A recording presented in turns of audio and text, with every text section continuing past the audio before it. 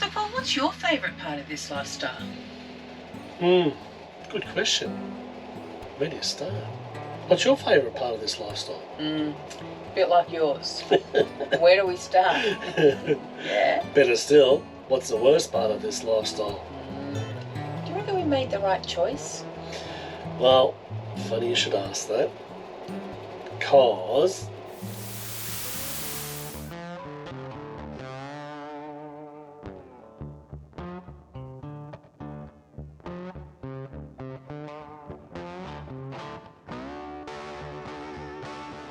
G'day. G'day. Thanks for stopping by. Well, we've been living in our van and travelling Australia for just on 3 years now. Yep, we have. Have you ever wondered what it's like living long term in a caravan and travelling around from place to place? Or have you been living in a caravan and wondering how other people do it? Yeah. Or are you planning a big lap and want to get as much info as possible before you hit the road? Yeah.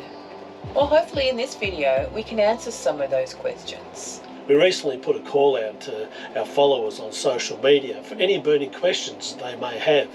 And here we are, ready to answer them. Yep. As we mentioned, we've been travelling around for 3 years now. Yeah. And truly love it. We can honestly say we have absolutely no regrets. Yeah, every 6 months or so we sit back and we'll have a bit of a chat about how it's going, what's working, what's not working and that. Yeah. And just evaluating the lifestyle. But I've got to say, up to now, no regrets, eh? No. It has been a fantastic lifestyle. Yeah, and we still feel that this is the lifestyle for us. Definitely, Yeah. yeah. We're also aware that this lifestyle is not for everyone. I mean, we've spoken to friends and other people and that, and they just can't imagine doing it themselves. There's others who are quite envious of us, but it certainly is a personal choice, but we've concluded that after 3 years, we're still loving it. Yeah. But it is not all rainbows and lollipops. So let us share with you, as we answer these questions, about our experience of full-time travel, living in a caravan. Yeah. I remember when we started to plan for our life on the road. About 6 years ago, we started searching for information on what it might be like and what to expect. And at that time, there was a bit of information on YouTube. Yep. We were probably more interested in life as grey nomads because of our vintage. But it was interesting. The YouTubes that we found on this lifestyle at the time, there wasn't as much as there certainly is now. Sure. But what there was pretty much families or young couples. There wasn't really any YouTubers of our vintage putting out these type of videos. We'd watch people like very early stages of trip in a van. Yep. Sparkies on the loose, a young couple travelling in Australia in a pop-top van. The To-Doing family. I remember the To-Doing family. Yeah. They did it for 12 months. They did a lap, a year-long lap around Australia. Yeah. Bit of a heap of information out that. Top Down Under there was, remember? Oh yeah, Top Down Under. Yeah, that was really interesting. Yep. So we got a taste for it then, and that's probably some of the things that inspired us. Then not long before we hit the road, there was another couple just vanning it, and they've been were really helpful in us preparing for our trip on the road. They were a bit more, probably closer to the sort of style of travelling that we anticipated. Yeah, we've been travelling on the road probably most of our life, haven't we?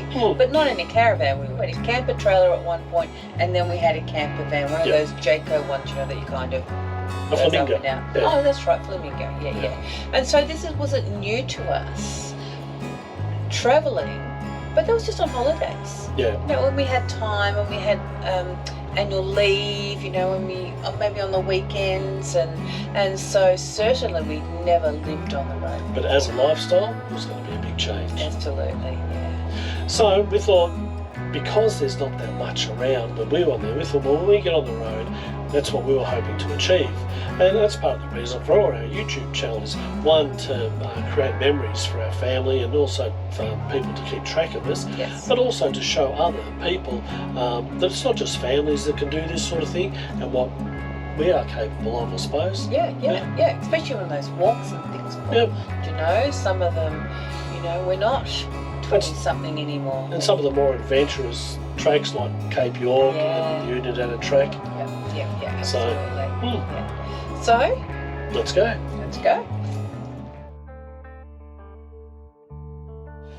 So why did we choose this lifestyle? Was certainly a question that we get lots. It is, yeah. Yeah. Well, we both have professional backgrounds. I was a senior manager in community services. Wenda's worked in mental health. We had a home in the inner west in Melbourne, West Footscray, living quite comfortably. And then one of our children decided to move from Melbourne up to northern New South Wales. We were finding that, you know, we were flying up there every 2 or 3 months to visit them, you know, and we would fly up we would leave work on a Friday afternoon, we would fly up for the weekend and then fly back, Sunday night generally, didn't we? Yeah. And then back to work. And that was fine. But then one time, it must be about 10 years ago now, we went on a road trip to visit our son. We had the Jayco Flamingo at that time.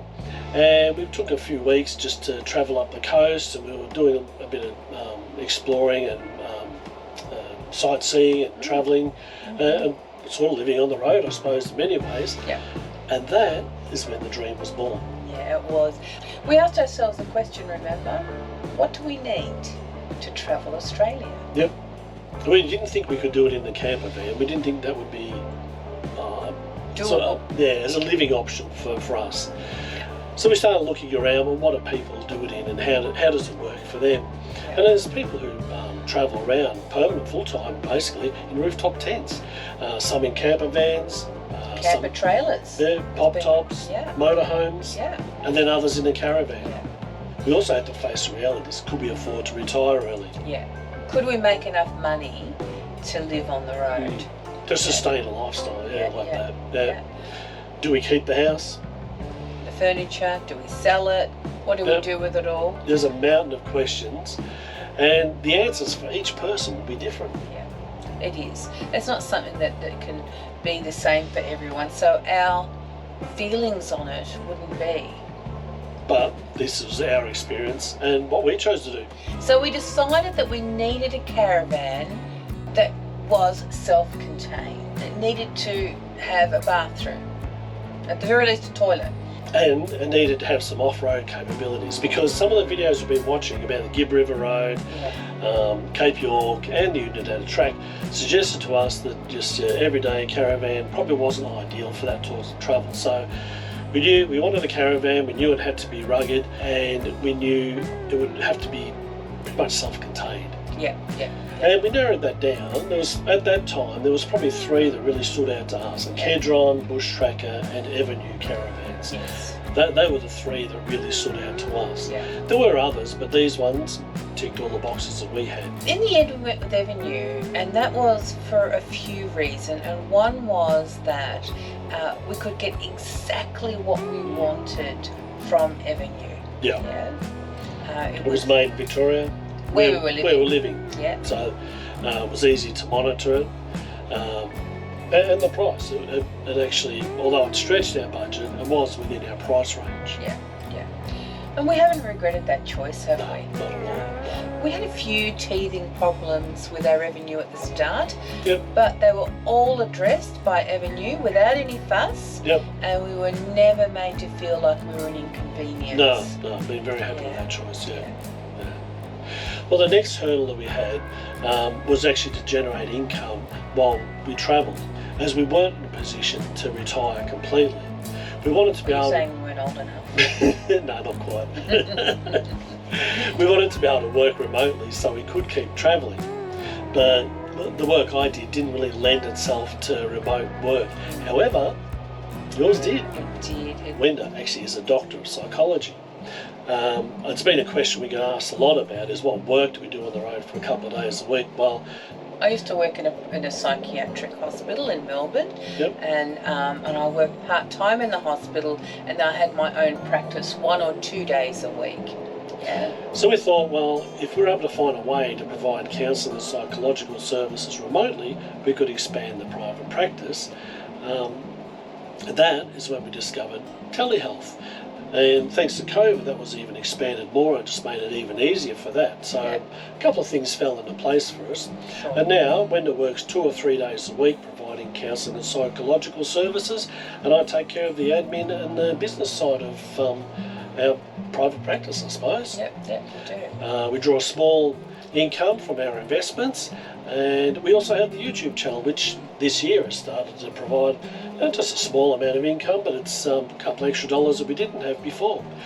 Well, then we had to consider what to do with our house and furniture, and that was a really, really difficult decision, wasn't it? We were kind of, in two minds, weren't we? Two minds between renting it out or selling it. The house we're in West Footscray, we had previously had it out as a rental property before we actually moved into it. We decided to sell the house and our furniture. Selling the furniture was a really hard thing to do because we had some lovely furniture, didn't we? It was hard to part with some of that stuff, yeah, wasn't it was. It was really hard to part with some of it, but the option of putting in storage meant that it would still cost us quite a bit of money. So we sort of figured that if we sold it and then, kept the money aside, then we could always buy furniture again if and when we decided. I mean, part of the reason that we decided to sell the house and the furniture was it was a big commitment to say we're going to go on the road full time, but we sort of felt that if we hung on to the house and our furniture, we'd have one foot in each place. And from previous experience, we did that sort of thing many, many years ago, and it didn't end well. So we thought, no, if we're going to make a commitment, we'll make a 100% commitment. So now we're 100% committed to this lifestyle on the road, and there's been no turning back. So we really wanted to make a complete break and commit ourselves entirely to this adventure. And we were able to give this lifestyle a full really commitment. good, and a really good go. Yeah. So we've also had a few questions around our setup, our rig, what we've done with our car and also our van. Now there are videos that are already out there, so we're not going to go over that again in this video. Have a look. But basically, we got the 2020 Land Cruiser 200 series. It's got the GVM upgrades, and we've got the 23'3" Avenue rugged terrain caravan.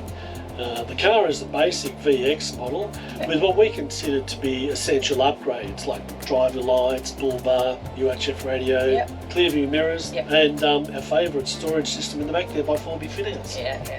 The van is quite large and heavy, but because it is heavy, it can handle most conditions.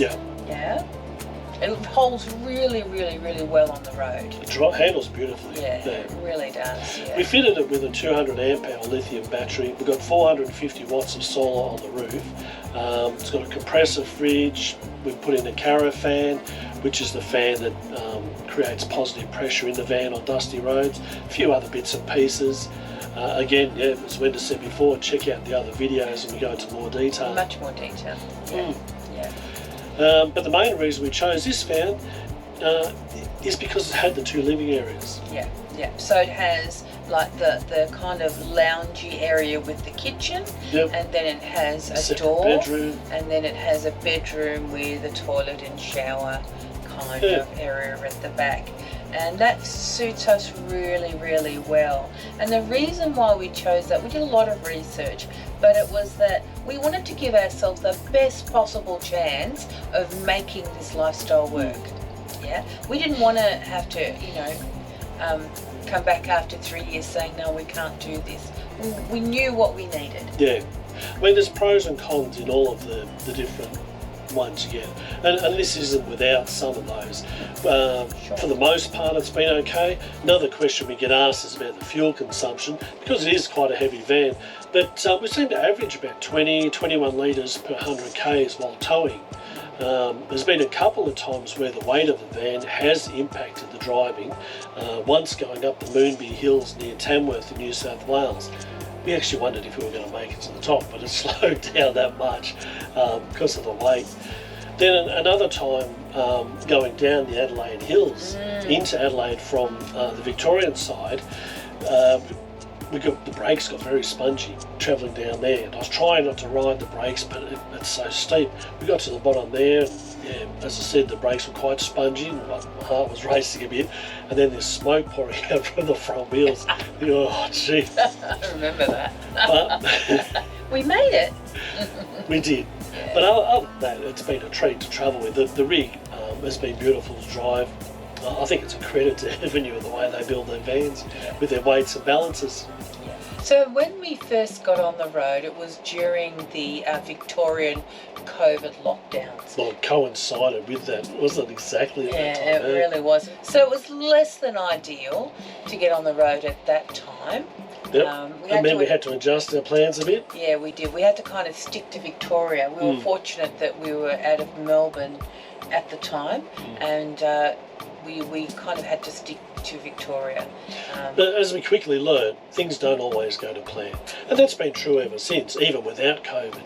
And we've been asked a few times how much preparation goes into planning for our trips, haven't we? Yeah. So... yeah, you've got to, I think, for us, we need to plan generally, but we've got to also be prepared to be able to change our be plans flexible, yeah. and be flexible about it. Yeah, because they do. But as far as planning goes, I suppose, like, first, you've got an overarching plan while you're travelling. You want to see Australia. Yeah. That's the plan. We want to get to see as much of Australia as we possibly can over the next few years. And then you might break it down. We've look at probably 12-month plans. Like this year, for instance, our plan is to do the top end, explore Northern Territory and Tiwi Island, Arnhem Land, all that the top end has to offer. And our first 12 months was limited to Victoria and New South Wales for a time there due to COVID. And then the next one was Queensland. Yeah. And this is where our plans tightened up a bit. Once we got up into Queensland, we're based in Cairns, where our daughter was living, and we use it pretty much as a base to kick off more detailed trips, pretty much like what we're doing here in Darwin. We use Darwin as the base to explore it, but up in Queensland, when we're in Cairns, we used that as a base to check out Daintree region, spent 6 weeks on Cape York, exploring that, a couple of weeks out the Savannah Way, out to Currumbin, 3 weeks out to Queensland's Wild West, exploring Winton, Longreach and Cunnamulla. Yeah, amazing. What COVID has really taught us is rather than do a big lap, we do state by state. And that's kind of what we do. We spend, we're spending a whole year in the Northern Territory. Yeah. And next year we're planning to go, all going well, we're planning to go to WA, and we might spend 2 years there. Because it's so big, yeah. Yeah, and we've allowed 2 years. So, we're not necessarily doing the big lap, but we are doing Australia state by state. Yep. Oh yeah, and while we're on the subject of destinations, Kim has asked us what our favourite destinations in Queensland were. Well, you know what? That is actually really hard. There are so many unique and interesting places in Queensland. I don't think I could get it down to even a top 10. But it is really a very common question. What is your favourite destination? It's a hard question because each place has its own unique. Like if you did it by interest, for instance, if you looked at coastal islands, you're thinking, all right, Ellie Beach. It's great to get out to those islands on Whitsundays. Fishing, Currumbin. I loved fishing in Currumbin. It's some great fishing out there. Walking. Where else? Carnarvon Gorge. That's it. It's got to be Carnarvon Gorge. Adventure, Cape York. Most definitely. Yeah. Natural beauty, Daintree Rainforest. Yeah, there's just so many places. It really is hard to pick a favourite. It really, really is hard. Now here's an interesting question. Johnny Zeds has asked us, what about budgeting? He wants to know, do we budget? Well, I suppose the answer to that is yes, but it tends to be more retrospective, doesn't it, our budgeting? Look, to be honest, we probably never really embraced budgeting. We do sit down regularly and look at our spending. I wouldn't say we're careless or reckless, but we don't really run a tight ship when it comes to budgeting. We do track our spending. Yeah, we do. I think our lifestyle now on the road probably in some ways reflects our lifestyle before we left Melbourne. Would you agree? Oh, definitely. Yeah, so for example, you know, we love to eat out at least once a week, don't we? You know, that's something that we just love to do. And there's nothing better for us than trying out some of these, you know, interesting country pubs. You know, the way to find out about a place is to go to their local pub. Definitely. Yeah. In the first year of travel, we did have a budget. Like we put a 12-month budget aside, and thought, okay, this is what we're going to live on for this 12 months. We allocated to certain areas because we, like many other people, we didn't know what it was going to be like living on the road. So we, based on what we'd seen on YouTube's, other people's experience, we basically built a budget around that type of thing.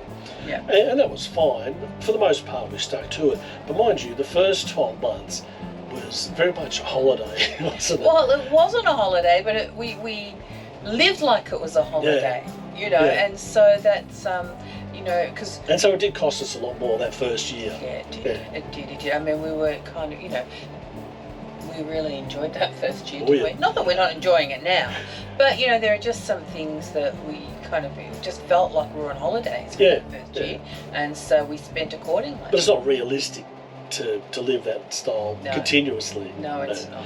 You know, people often talk about what it costs to travel Australia, which is probably more relevant to time-limited travel. Like if you plan to do a 12-month lap of Australia, then definitely set up a trip budget, fuel, food, accommodation, etc. You might be surprised how different it is compared to the budget for a full-time travel, which I think, in our experience, the first year compared to the second year was totally different. Because, as I said, the first year it was pretty much a 12-month budget for this big trip. The second year was pretty much a budget for day-to-day living. Well, so we found that the first year was like a 12-month holiday, but since then we've adjusted to a lifestyle probably surprisingly similar to living in a suburb, really, you know. It's very similar to suburban lifestyle. For us. Where you go to work, you do the groceries, you still got housework to do, not as much, but it's still there. You got to pay the bills, probably not as many, but they're still there. Car rego insurance, van rego insurance, health insurance, etc. But the benefit is you get to do it in some pretty cool locations. Most definitely. So you've got to know, don't you, what your expenses are going to be. And that's when our first year's budget came in, because the core of it will still remain the same, ongoing. Yeah, absolutely. So if you spend so much on groceries at home, you're likely to spend the same amount on groceries on the road. If you eat out a couple of times a week from home, you probably want to do that when you're out and about.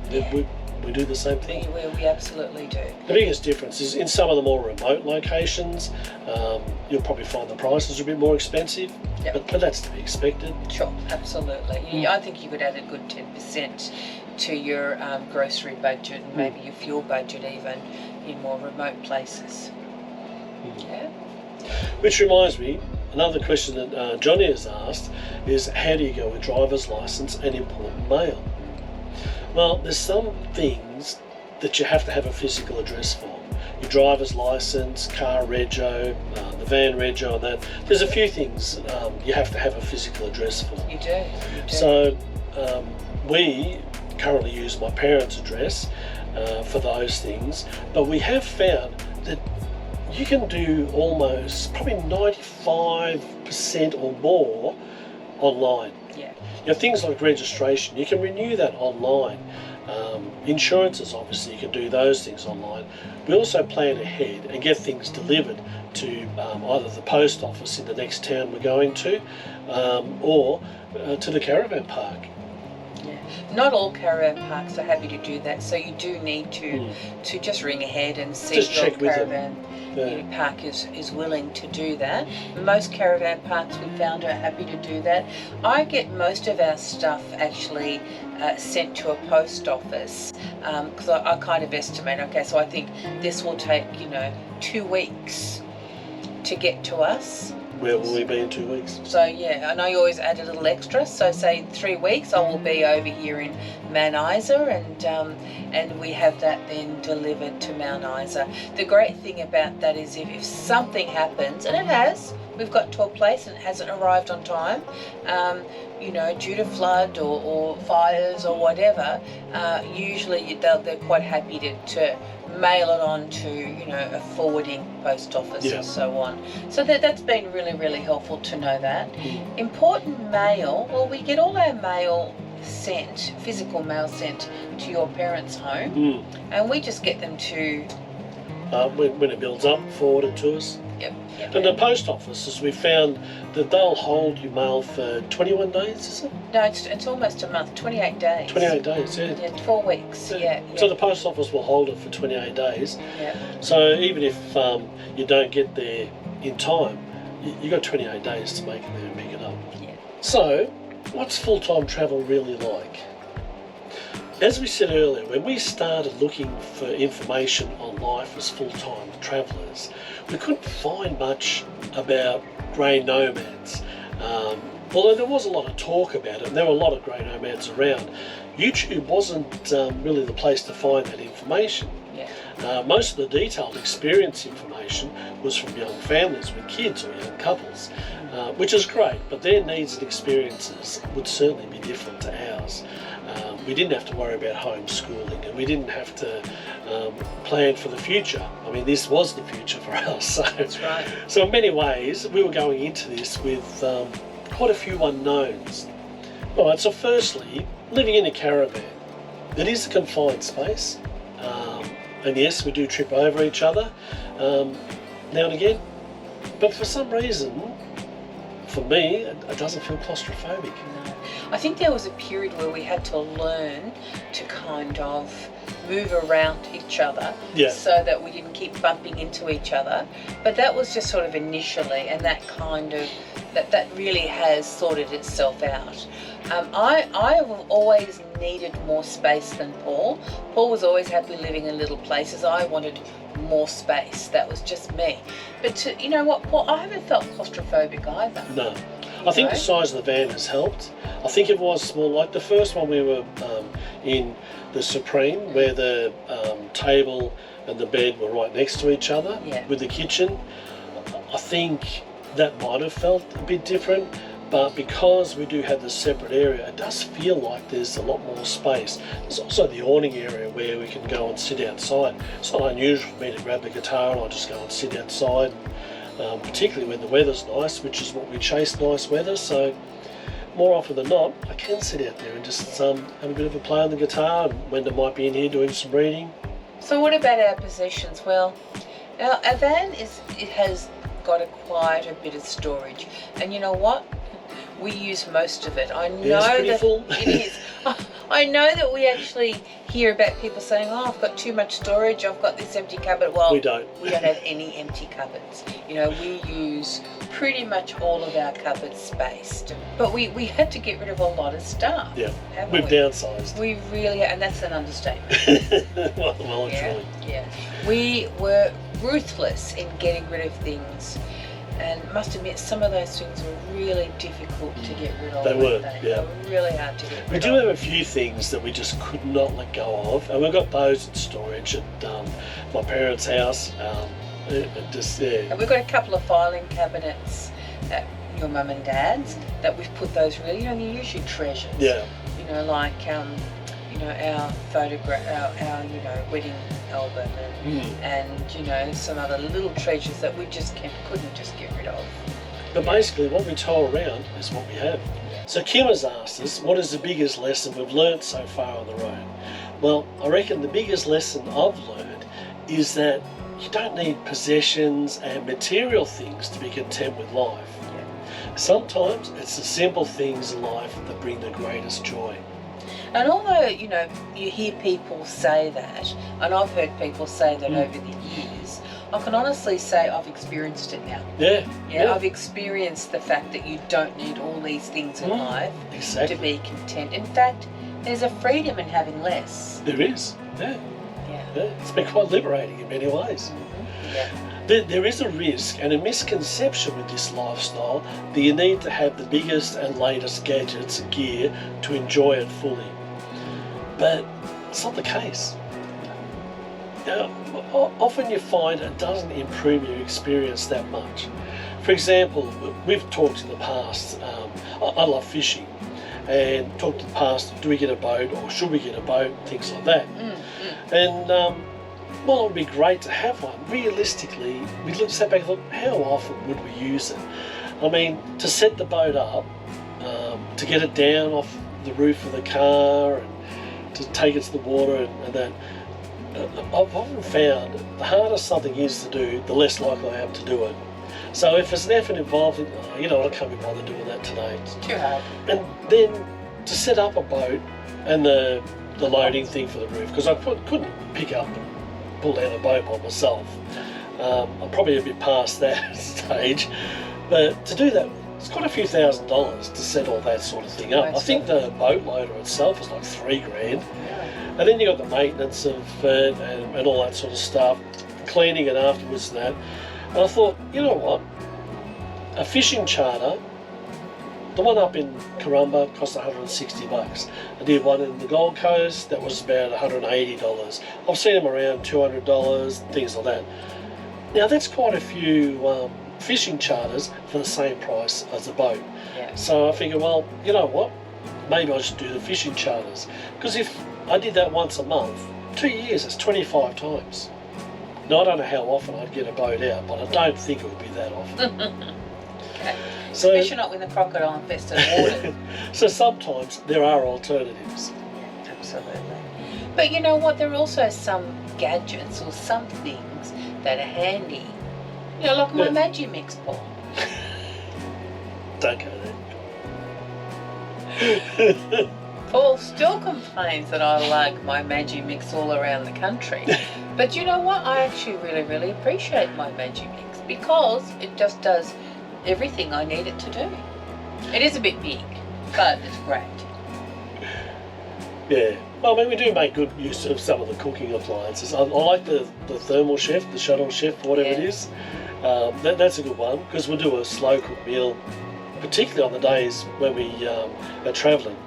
Before we leave, we'll quickly throw something together, a casserole or whatever, chuck some rice in the other one, and then by the time you get to destination, dinner's ready. It's great, isn't it? Yeah. It is. It's really good. The induction cooker, that's all right, as long as we're into power and things like that. The induction cooker is amazing. So we've had a question from Lynn, and Lynn asked, when are you going to stop this nonsense and come home to Melbourne? Mum, really? We'll see you soon. Well, hopefully that was helpful and gave a bit more of an insight into our experience of life on the road, and you're able to use that information. Yeah. So if you do have any more questions, feel free to drop them in the comments below. I'd be more than happy to answer them. Absolutely. Hopefully you can come and join us next time as we continue to travel around and explore Australia. Thanks for stopping by. Bye for now. Bye.